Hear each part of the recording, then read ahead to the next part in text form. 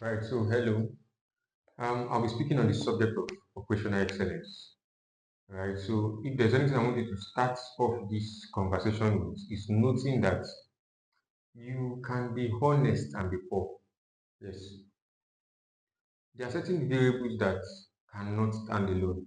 So you can be a consistent poor man. So that goes to tell you that on the subject of financial freedom, having the variable of honesty is not enough. So this goes to also tell you that certain variables cannot stand alone. Now, PK will say on the subject of expansion, right? The best of you is in you, but the completion of you is in others, right? So it goes to also make you know the strengths of team building outside of your honesty, right? So conclusively, we can just say honesty is beautiful, right? These variables are unique, but if you do not understand the formula, there is a space for the formula. Yes, there's a space for the formula. So if you are going to be a person that is going to enjoy financial freedom, you're not going to bank on the best of you that is in you alone, right? You still have to understand how it is being done. Now, in this sector, probably marriage, honesty is not enough to drive a good, peaceful marriage, right? Honesty is not also enough. Consistency. In fact, the fact that you are even showing up every day does not mean that when you are doing the wrong thing, because you are showing up every day to do the wrong thing, it automatically becomes right. No.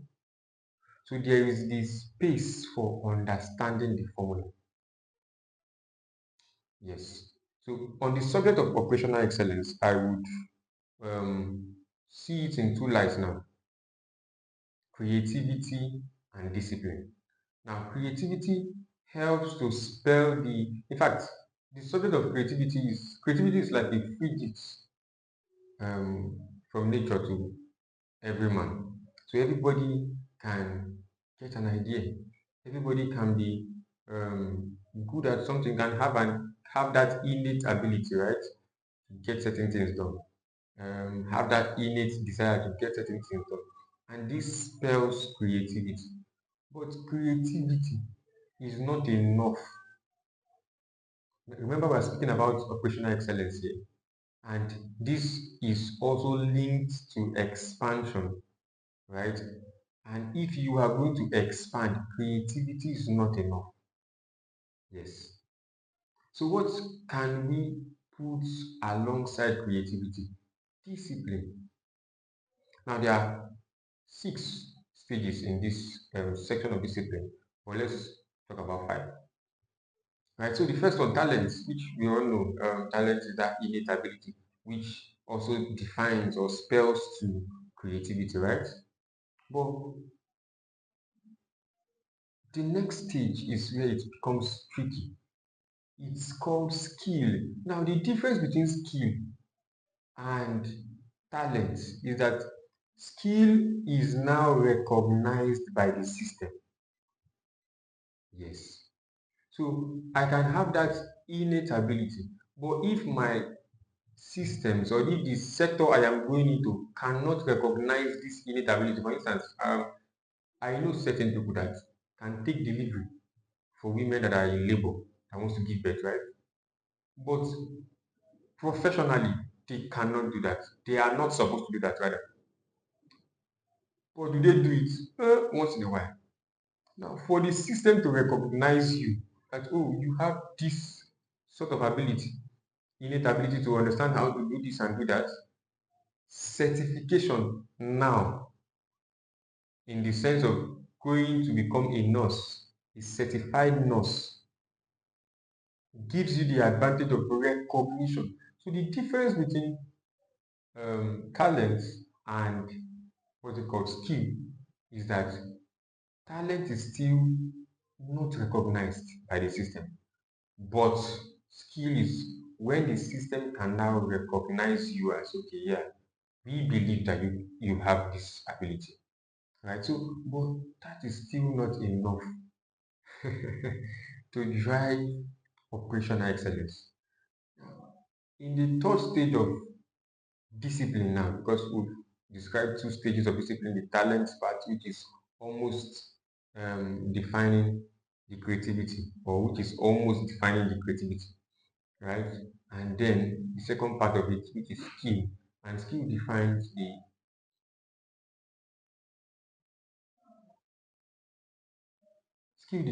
innate ability. Sorry for that pause. Skill defines the innate ability that is now recognized by the system. So it is not still enough. Now the next phase is where we now come to competence. Now, mind you, there are a lot of nurses that are certified but cannot take the leap.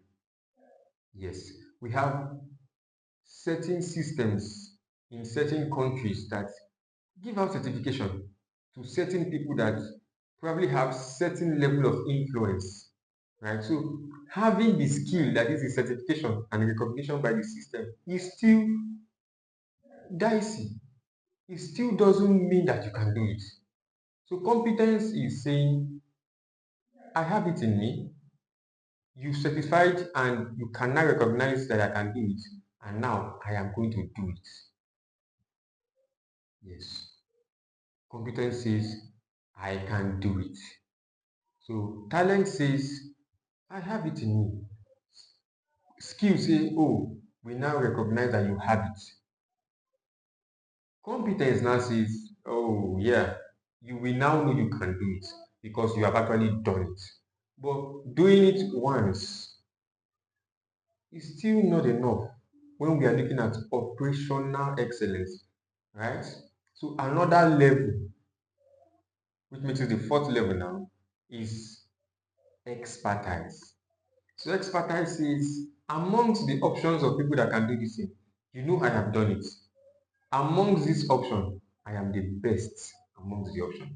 So I have mastered it so much, I can replicate this particular thing in different sectors, in different dimensions rather. I can come to an environment where it is not very popular, notice their level, and replicate something like this over there. Right? So that spells to expertise. But there's still another level that differentiates you from the man that has the expertise. It's called authority. Wow. And what does authority try to um, define? So authority now says, I don't just know how to do. I'm not just the master of this stuff, or I'm not just the master of this product. I'm not the master of making sure this thing can be replicated anywhere. I can also produce somebody else that will do it exactly with the same level of expertise that I would operate with. I can produce somebody. Yes. So when I made that statement of the best of you is in you, but the completion of you is in others, it goes to tell you that can you operate at a level where you are not just a master at it, you can actually produce a set of people that can do the same thing you can do over and over and in different dimensions, right? So if you are looking at it financially, you would deceive yourself to think that what the wealthy is leaving their children is cash.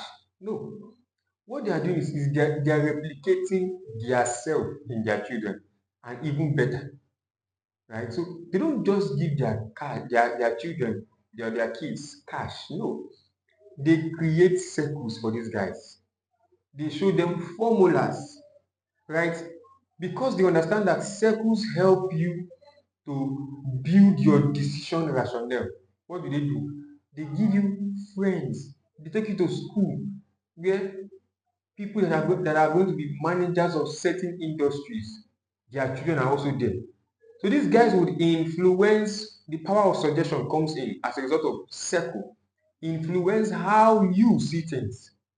So the power of suggestion is how these guys, which you call the wealthy, or we the wealthy, help to pass on through the stage of authority that is producing another person that can give the same expertise. We use circle as a tool because the power of suggestion through circles help you build your decision rationally. Yes. So operational excellence is achievable by everybody, but understand that because you are honest does not mean that you can be excellent at that stuff. It has to go through the phases I just mentioned now. Talent moving to skill recognition, from skill moving to competence, actually doing it, from competence moving to expertise, right? Being the master at it, and then moving to authority where you can now produce people that can do it over and over. The same level of expertise you would also operate it, right? So work with this. Work with this. I'm just starting. So this channel is going to actually bring in a lot of thoughts provoking conversations, right? So this is the first conversation around operational excellence. So it's possible everybody can get to the stage of operating in excellence, and it is on these stages I just mentioned. All right, thank you so much.